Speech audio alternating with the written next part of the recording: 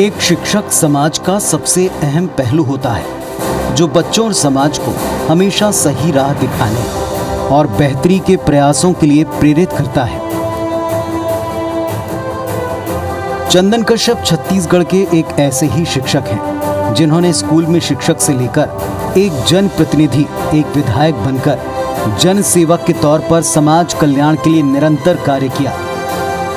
चंदन कश्यप 1981 में शिक्षक पद पर शासकीय प्राथमिक शाला खड़का गांव विकासखंड बस्तर में प्रथम शासकीय नौकरी पर पदस्थ हुए। वहीं वर्ष 1982 में बालक छात्रावास मुंडा गांव विकासखंड जिला बस्तर में छात्रावास अधीक्षक के दायित्व का निर्वहन किया। फिर वर्ष 1984 से 1986 तक प्राथमिक शाला चौड़ंग विकासखंड मुंडा गांव में शिक्षक पद पर पदस्थ रहे। 1 अगस्त 1986 से 2008 तक शासकीय हायर सेकेंडरी स्कूल दही कोगा विकासखंड में सेवारत रहे। 2008 में प्रधान अध्यापक के पद पर पदोन्नत हुए और 2008 से जुलाई 2013 तक शासकीय माध्यमिक शाला राजा गांव विकासखंड मुंडा गांव में पदस्थ रहे। एक शिक्षक के तौर पर सेवा के दौरान भी चंदन कश्यप समाज सेवा से निरंतर जुड़े रहे। बढ़ते पद और दायित्व के साथ साथ उनकी मानव सेवा और समाज कल्याण की भावना भी बढ़ती गई। साथ ही शिक्षक बताते हैं कि चंदन कश्यप अपने शिक्षक जीवन में अपने साथी शिक्षकों को हमेशा साथ लेकर चले। वहीं साथी शिक्षकों ने चंदन कश्यप से एक बेहतर और संवेदी शिक्षक होने के गुण सीखे। आज भी उनके साथी रहे शिक्षकों को उनका वो साथ और मार्गदर्शन याद आता है। फिर शुरू हुई चंदन कश्यप की सियासी यात्रा। जुलाई 2013 में कोंडागांव जिले के विधायक मोहन मरकाम जी के संपर्क के दौरान उन्होंने शासकीय शिक्षक पद से इस्तीफा दिया और कांग्रेस पार्टी से जुड़े। चरणदास महंत, अजीत जोगी के सहयोग और समर्थन से चंदन कश्यप को साल 2013 विधानसभा चुनाव में कांग्रेस पार्टी ने नारायणपुर विधानसभा प्रत्याशी के तौर पर टिकट दिया। टिकट तो मिला, लेकिन चंदन कश्यप के लिए नारायणपुर विधानसभा क्षेत्र में पहला चुनाव लड़ना बेहद चुनौतीपूर्ण रहा। पहली बार इलाके से टिकट मिलने के बाद पूरी ताकत से लड़कर भी चंदन कश्यप चुनाव हार गए। उन्हें भाजपा शासन के कद्दावर मंत्री रहे केदार कश्यप ने 21,000 वोटों से पराजित किया। लेकिन दृढ़ इच्छा शक्ति वाले चंदन कश्यप ने चुनाव हारने के बावजूद हार नहीं मानी। वे लगातार 5 वर्षों तक जनसंपर्क और नियमित क्षेत्रीय दौरा करते हुए ग्रामीणों से मिलते रहे, उनकी समस्याएं समझते रहे। इस दौरान उन्हें आम जन का भी भरपूर प्रेम और सहयोग मिला। वो 2018 में पूरी ताकत से चुनाव लड़े और 2500 वोटों के अंतर से भाजपा सरकार के कद्दावर मंत्री केदार कश्यप को हराकर विधायक बने। उनका जॉब था, वो शैक्षणिक डिपार्टमेंट में थे। उन्होंने अपना जॉब छोड़ने का फैसला लिया था सन 2013 में, चुनाव से पहले। जब उन्होंने हम सबको बताया तो हम थोड़े परेशान ज़रूर हुए कि अचानक से उन्होंने ये फैसला कैसा लिया, क्या कि अब क्या होगा चुनाव के लिए। तो वो थोड़ा सा डर था और कहीं ना कहीं फिर सभी ने बैठकर फैसला लिया कि उनकी हम सभी सपोर्ट करेंगे उनको। तो एक तरह से वो बहुत ही अच्छा एक्सपीरियंस रहा।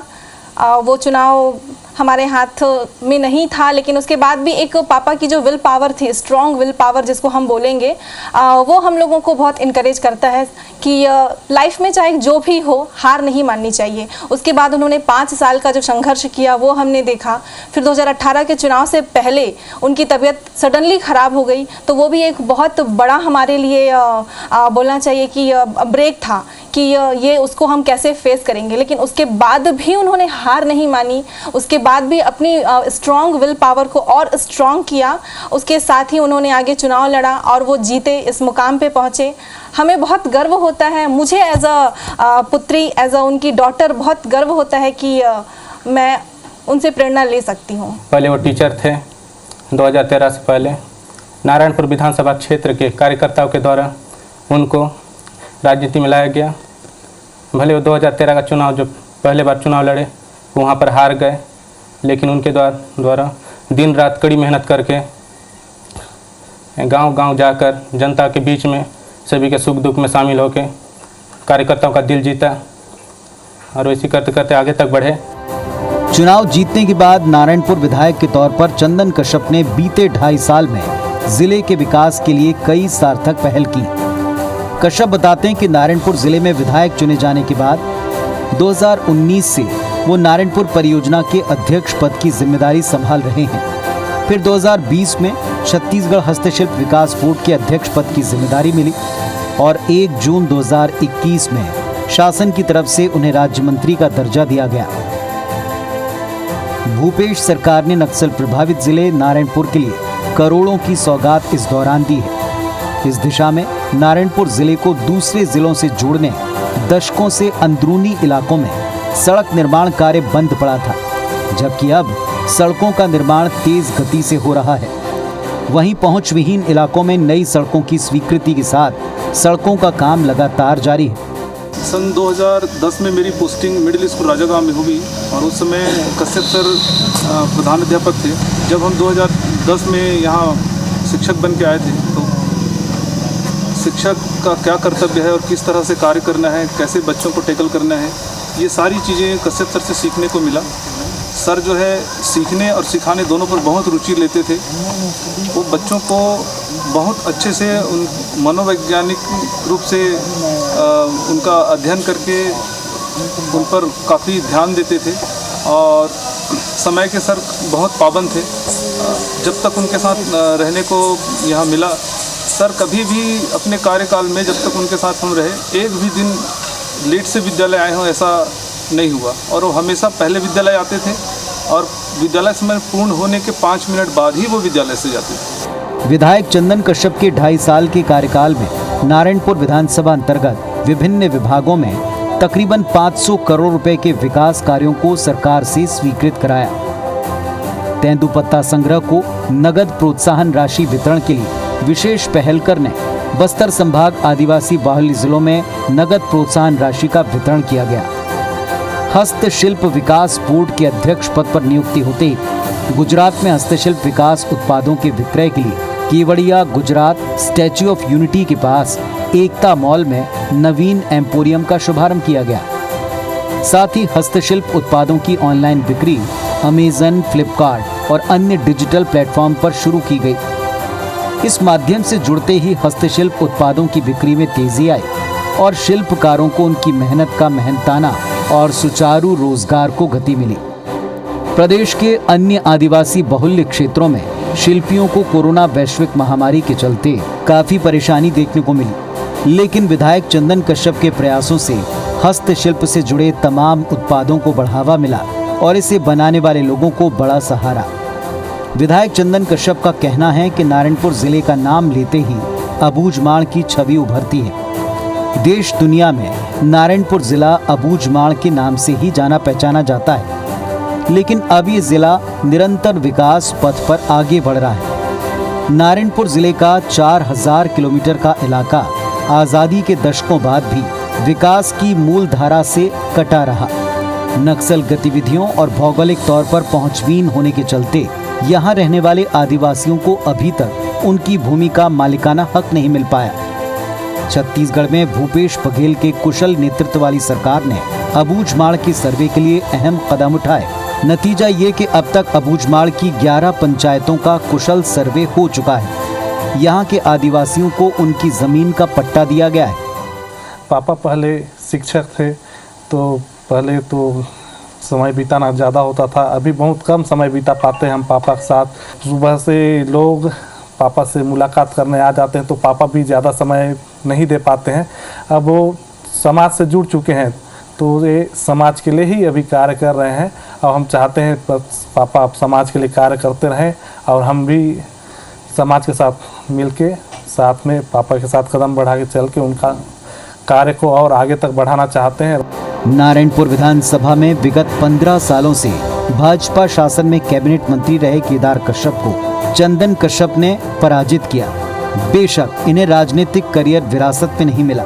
बड़े संघर्षों के बाद चुनाव जीतकर वे आज नारायणपुर विधानसभा के विधायक और छत्तीसगढ़ हस्तशिल्प विकास बोर्ड के अध्यक्ष बने हैं।